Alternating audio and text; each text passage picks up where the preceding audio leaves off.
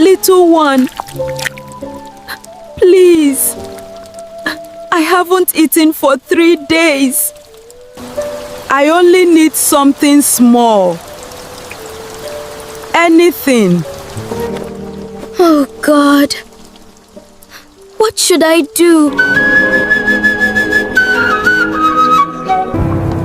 Rain had been falling since afternoon. Not the kind that leaves quickly, but the kind that makes silence feel heavy. A little girl walked through it, carrying the last piece of bread in her home. Her name was Ada, and she did not yet know that this day will test everything she was made of.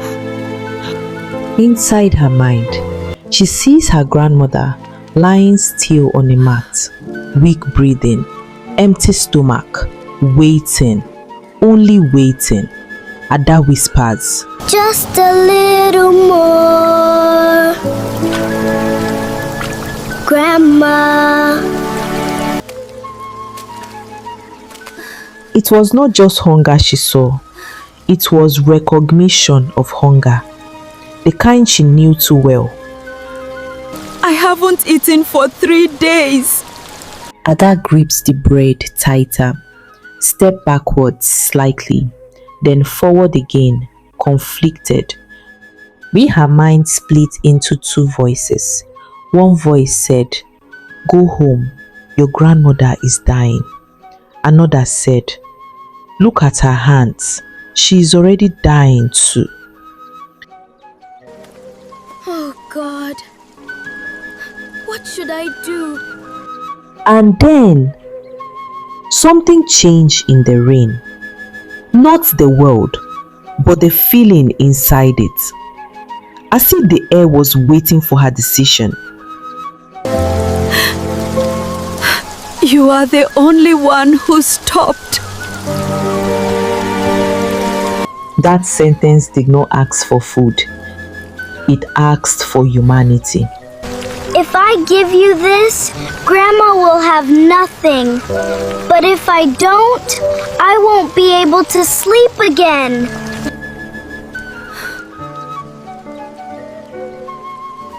Thank you, little one. And in that moment, Ada did not just give bread. She crossed a line inside her life that she could never return from. What will I tell her? Please don't be angry, Grandma. Now there was only one picture inside her mind. Her grandmother, waiting, hungry, smiling because she trusted her, and Ada's hands were empty. By the time Ada reached home, the rain had become heavier. Water dripped from the roof. The evening sky had grown dark, but the silence it left behind felt heavier, like the world was holding its breath. And in her empty hands, there was nothing, not even an excuse. Inside, this air is warmer, but not comforting. It feels like waiting. Some people are afraid of darkness, but Ada was afraid of disappointment. You came back. Did you get the bread? Ada? Where is it? I gave it away. You gave it away? There was an old woman under the mango tree. She was cold. She said she hadn't eaten for days. And you gave her our last bread? I couldn't leave her there. I tried. I really tried. But she looked so hungry. Sometimes love looks like foolishness, especially to people who are suffering. I am hungry. Yes. But I did not raise you to walk past suffering. I only wish there had been enough bread for everyone. Ada couldn't sleep. Hunger kept her awake. But not only hunger, something else kept her awake too. A question. Had she done the right thing?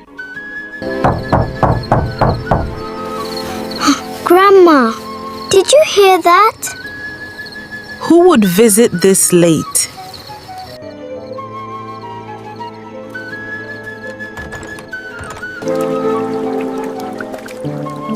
Grandma, there's something here. Ada looked left, then right. The road was empty.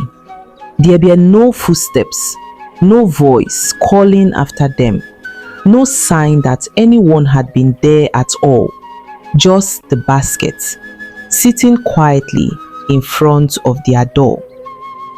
For a long moment, neither Ada nor her grandmother spoke.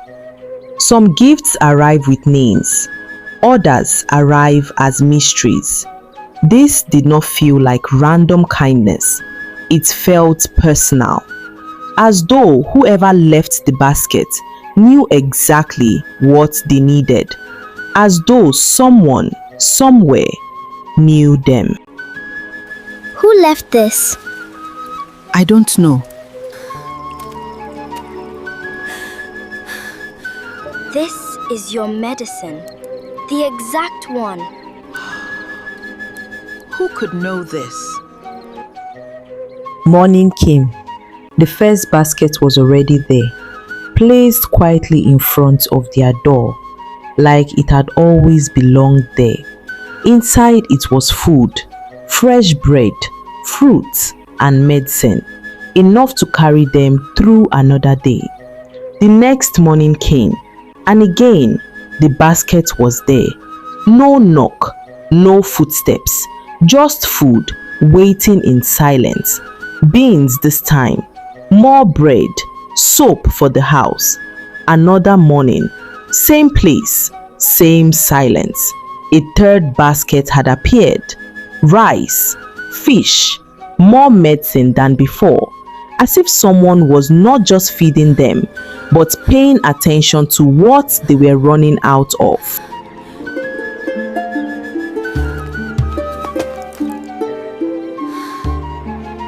The village began talking.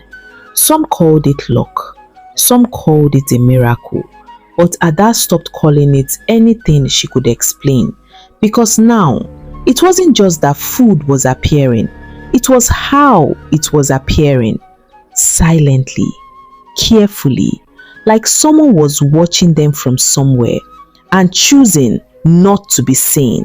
And to Ada, that made it feel less like a gift and more like a question. You're doing it again.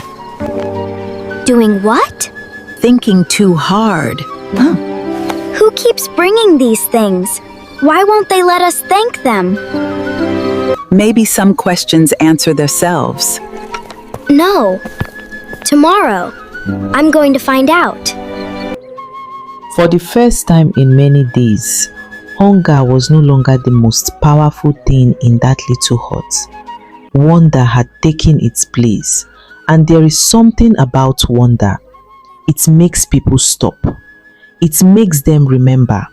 And sometimes, it quietly leads the heart back to places it never thought it would visit again. Questions had been following Ada for days, and questions have a strange way of staying with people. Sometimes they do not shout, they simply sit quietly inside the mind and refuse to let a person sleep. Someone's there. It's happening again. Wait, please, don't go. The basket was still sitting by the door. The village was only beginning to wake, but Ada wasn't thinking about any of that. There was only one thing in her mind: the stranger walking ahead of her. Who was she? Why had she come? And why did she leave food for people she didn't even know? So Ada kept running, through the mist, through the quiet dawn, determined not to stop, until she finally had her answer. Not every journey begins with a destination. Some begin with a question, and Ada had a question she could not let go of, refusing to turn back until her question had an answer. You! It's you! Please wait! I've been looking for you! Why do you keep bringing food to us? Why won't you let us thank you? Because kindness should never be left hungry. Please! Who are you? How do you know us? Go home, little one. Some answers arrive only when the heart is ready.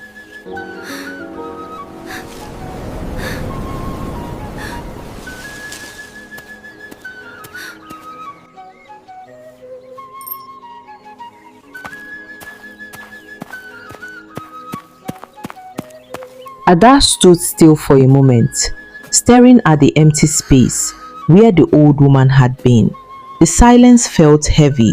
No footsteps, no movement, just the wind and the mango tree.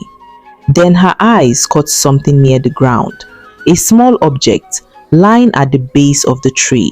She walked closer and slowly picked it up. It was a necklace, old, beautiful, and on it was a tiny pendant shaped like a loaf of bread. She didn't understand it yet, but something about it felt important, something she couldn't ignore. And without thinking twice, Ada turned and ran back home, holding it tightly. Grandma! Grandma! I saw her! Saw who? What happened? Why are you breathing like this? The old woman. The one beneath the mango tree. She came again. You followed her. At this hour? I didn't want her to disappear again. I wanted to know who she was. And? I reached the mango tree. I saw her face. She looked at me, smiled. She disappeared. Disappeared? Like mist. She was there, and then she wasn't. But she left this. No. She left it there. Grandma, why are you crying? Because I never thought I would see this again. Not in this life. It belonged to your mother. My mother? This was hers? Then, how does that old woman have it? There is something you need to know. Many years ago, before you were born, no harvest. People went to sleep hungry. They did not wake up. That bad? Some families had nothing left. And one evening, your mother came home carrying our last piece of bread. The last one. Like mine? Exactly like yours. On her way home, she found a young woman sitting beneath this same mango tree, hungry, weak. And Mama helped her? She gave her everything. Weren't you angry? I was furious. I couldn't give away our last food. What did Mama say? She looked at me and said, if I can help someone and choose not to, I will still hear their hunger in my heart. No one should remain hungry if I can help. Those were the same words. What? I told the old woman my grandmother is also struggling. I couldn't just leave her there. I said something just like Mama said. Yes, you did. Then, the old woman remembered Mama. After all these years, She never forgot. she searched for us.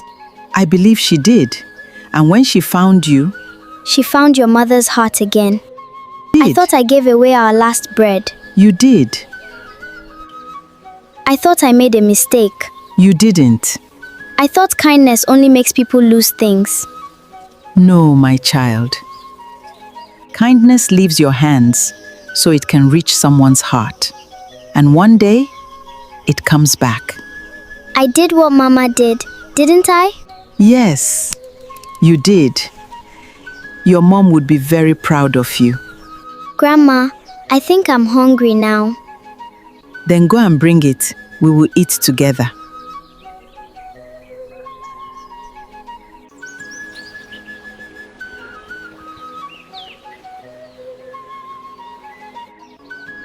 Who's that piece of bread for? I don't know, maybe for a traveler, maybe for someone hungry, maybe for someone who once sat beneath the tree. You really are your mother's daughter. I hope so. Kindness never dies. It simply remembers the way home. Some people inherit land, some inherit money, some inherit houses and possessions, but every once in a while, someone inherits something far greater. A heart that remembers kindness, a heart that understands this simple truth: what you give in love never truly leaves you.